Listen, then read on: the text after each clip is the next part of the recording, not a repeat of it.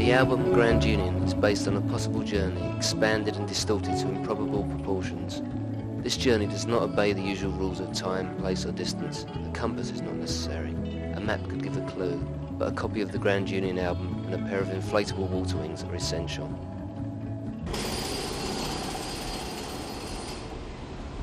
It was Edwin Pouncey who first introduced me to Daniel Miller in 1979. Your new record, Grand Union, seems to be very personal in a way. Is that true? Well, I suppose all my records are personal in a way. They're all kind of autobiographical in a way, but with the Grand Union, it was more based on a set of coincidences that happened. I found that a lot of people that were involved in the music I was making, the musicians that I'm working with, certain things like the record company, the place I cut records and stuff like that, a lot of those places people lived on the canal that went around London. So I thought I'd use the idea of the Grand Union as a kind of metaphorical vehicle for writing about things within my life.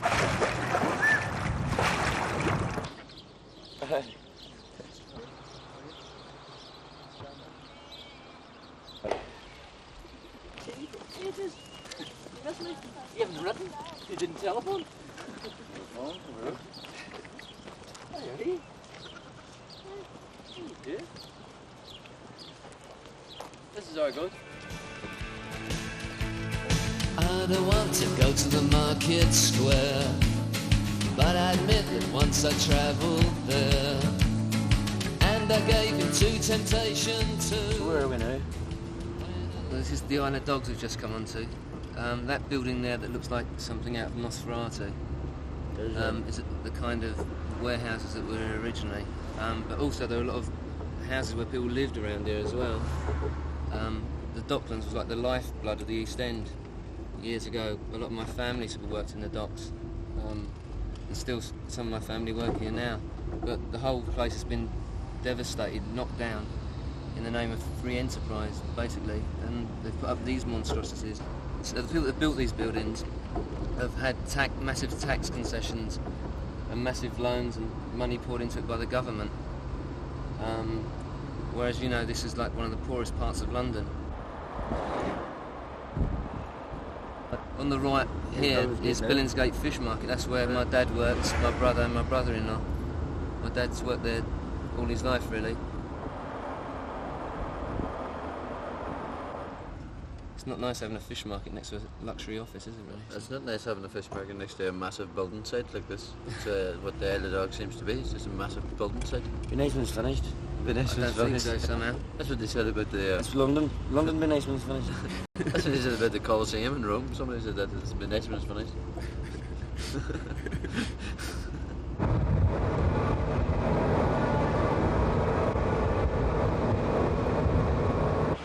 This is Bow Creek.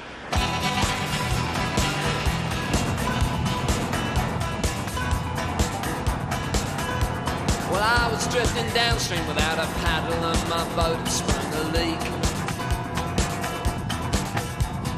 I was bailing out with my bare hands down in Crooked Bow Creek. It was then I realised... Behind me is a public house called the Bridge House. Well, it's been turned into a hotel now. I did a gig there once, supported by a band called Depeche Mode. The last I saw of them, they were heading out the door with Daniel Miller.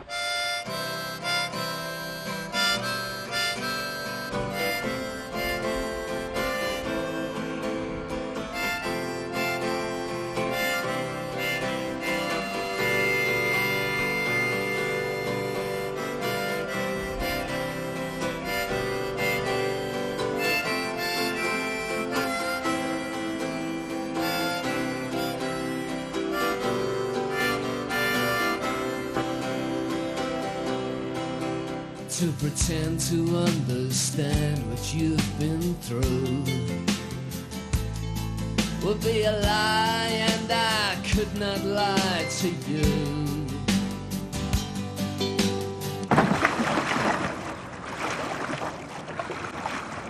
This is Bow Locks. which is the eastern extremity of the Grand Union and London Canal systems. From here it's a canal onwards. That way it's the River Lee and Bow Creek.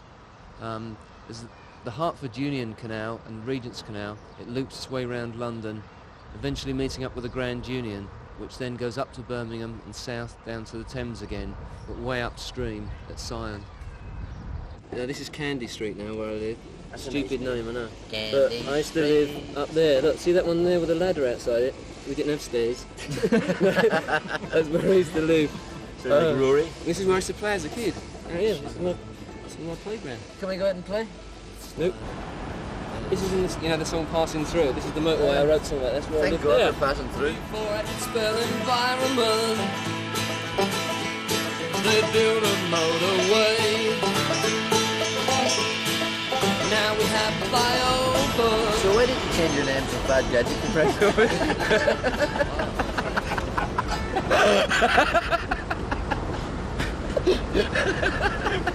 The transition from Fad Gadget to Frank Tovey is probably, to some people, quite a huge leap. What do you think of it? Do you think it has come naturally? Well, I didn't see it as a transition really. It was I think people just like pigeonholing people. You know, they like everything to be neatly labelled. And in the past, I've never been easy to categorise. You know, you can't put me in a heavy metal label or an electronic, you know, whatever. You know, that people just, they want to be able to do that. And even now, I'm still getting asked questions about why did I change from making electronic music, which is bound to be asked. But I don't think about things like that. You know, to me, music's all the same. Sound is just sound, and you can use any sound that's available. We're going the wrong way. We're going the wrong way. Dum dum dum dum dum dum dum dum dum dum dum dum. Yo! I'll drink that. Oh, sick. We're actually in Bethnal Green now, and this is where I lived from the age of 0 to 5, up there on the 5th floor. You see that window up there? On the 5th floor. I climbed out there when I was about 3 or something and nearly committed suicide. My mum saved me just in time. On the left here is Bethnal Green Tube Station, and as in the song Bethnal Green Tube Disaster. My mother tells a story of how one night during the Blitz, her father was taking her to the underground to shelter from the bombing. In the blackout, one of her new shoes fell off, and by searching for it, they had avoided the terrible event that was to occur that night. A panic-stricken crowd had tumbled on the stairs, and many people were crushed to death. A time of great valor and time of folklore. All the songs on the Grand Union were written on acoustic guitar. But since they've been put with bass and drums, they've become more kind of rocky. But because I'm working with the Pyros, with Irish musicians, and normally play traditional Irish music, there's this traditional Irish element come into it as well.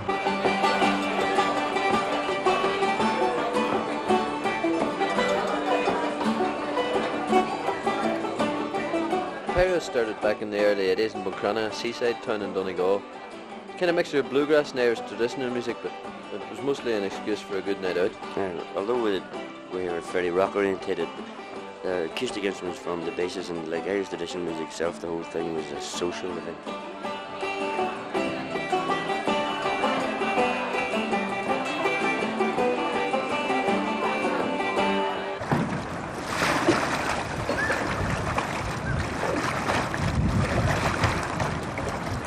Well, I came into town with my head held down, my hands in my pockets too, looking for a place to sleep, maybe some decent food.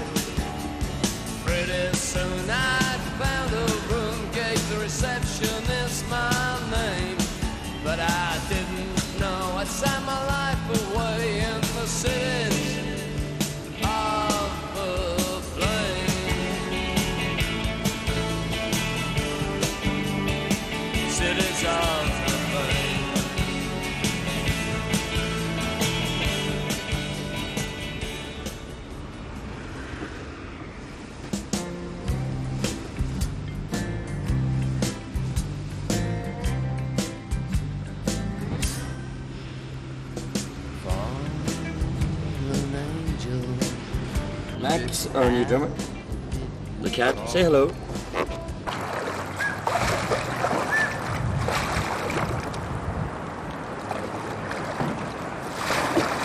There's some strange people around here.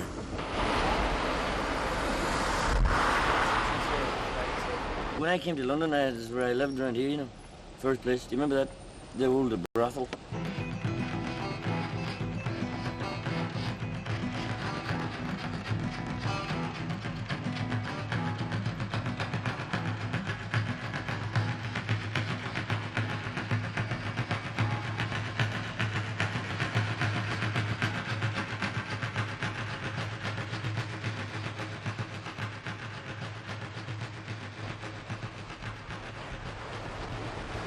We've been on the motorways and skyscrapers and things. Look, we get to West London and West London. West London, and it's light and beautiful and nice. This is the only part of London. London's a dump, but this is a nice bit. This is the only part of London that's the nice comfortable. This is a nice bit. Yeah, there's more light here than anywhere else. That's just because you lived here. No, it's because the day lasts longer here. This is where I live. The parents live here.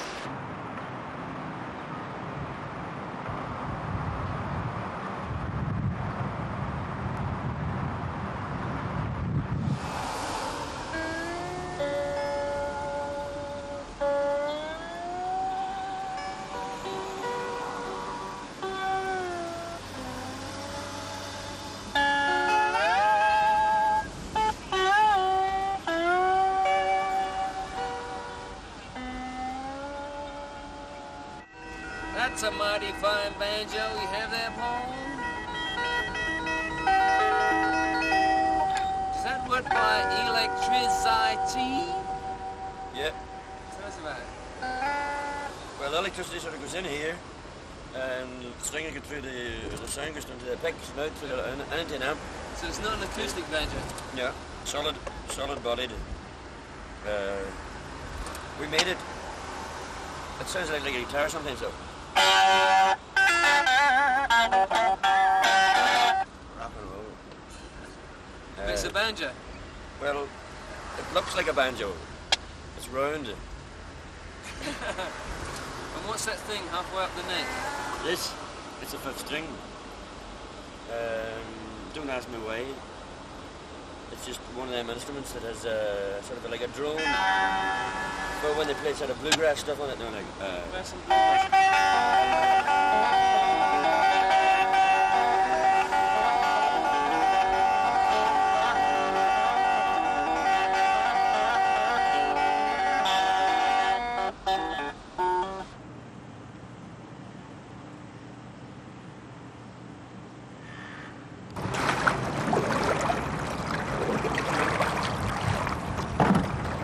When you got a band together and everything, obviously the ideas that the members of that band flowed into your own ideas.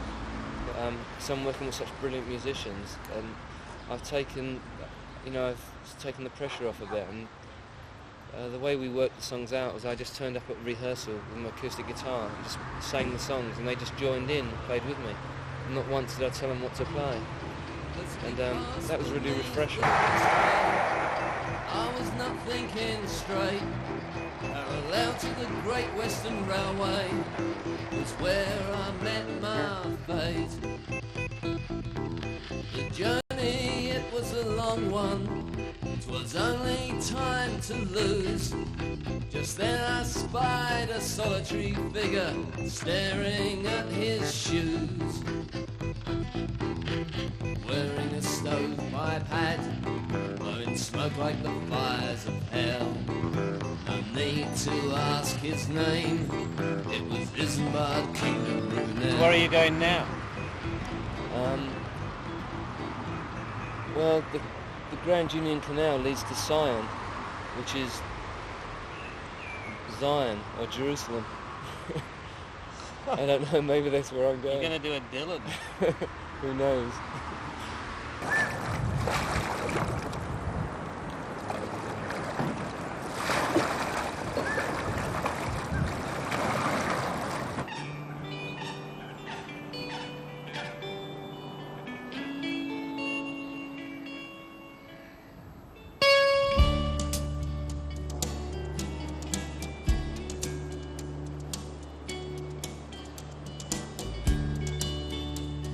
This is Syon Park.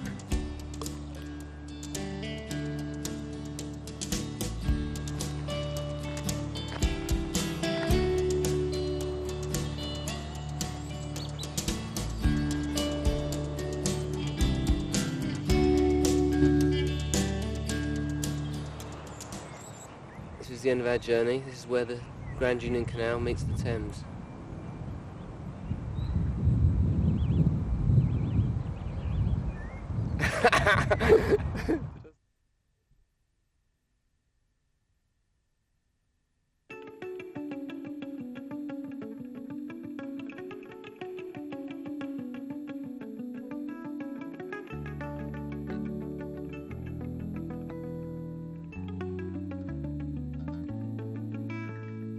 I don't want to go to the market square, but I admit that once I travelled there, and I gave in to temptation too. When I left I had no shirt to wear. They try to sell you things you already own, tell you that this place is not your home, then charge you for the rain and sunshine too, poison everything that you've grown. But there goes the king of labourers, his load is heavy still, he'll carry his burden like a good man can to the foot of Liberty Hill, at the root of the Liberty Tree. I might see you there at the dawning, but please don't you wait for me.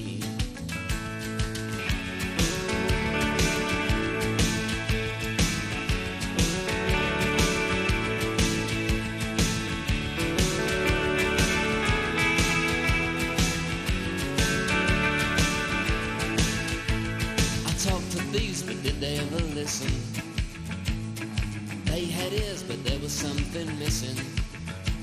You take to using sign language too, tell them that some gold just doesn't glisten, while you play the performing monkey much too long, and you know your greatest tunes are wrong. You pretend to have some kind of control, but you'll be out in the street before too long.